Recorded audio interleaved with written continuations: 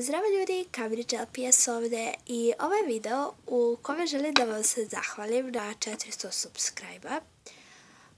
I htjela sam da vam kažem da mi to baš puno znači i to mi predstavlja kao podršku da nastavim dalje snimanje.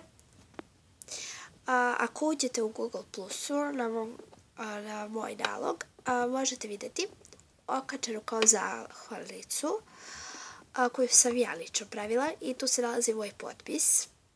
Da. Nadam se da vam se sviđa pozadina. Kupila sam mnogo drugih pozadina još za snimanje da bi bila raznobojna, da ne koristim sve jednu te istu. Pa da, i ovu ogranicu sam ja pravila. Da, jej! Za sljedeći video, ne znam kada će biti, ali verovatno će biti uskoro zbog baš ovoga, zbog ovih 400 subscribe-a. Biće to neki veći specijal, a ne onaj koji traje otprilike 2 minuta. U stvari ne traje ni toliko.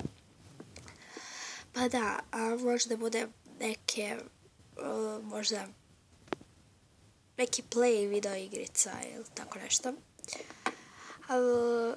I možemo da istražujemo, znači kako su se menjale generacije LPS-a. Mislim da će to biti sljedeći video. Znači, one LPS-a koje ja imam vidjet ću kako su se menjali. Ja mislim da već postoji takav video na YouTube-u. I da, htjela sam da vam se još jedan put zahvalim za 400 subscribe-a. I htjela sam da vam kažem, lajkujte ovaj video, komentarišite i ako ne već niste, onda se prijavite na njega. Da. Kada stignem do 450 subscribe-a, onda najvjerojatnije ću praviti NTM. Ako neko ne zna, to je znači novi top model. I u njemu će biti znači kao poklon valjda na pobjedi. Jedno možda 7-8 subscribe-a, ja mislim da bi to privuče još znači neke youtubere.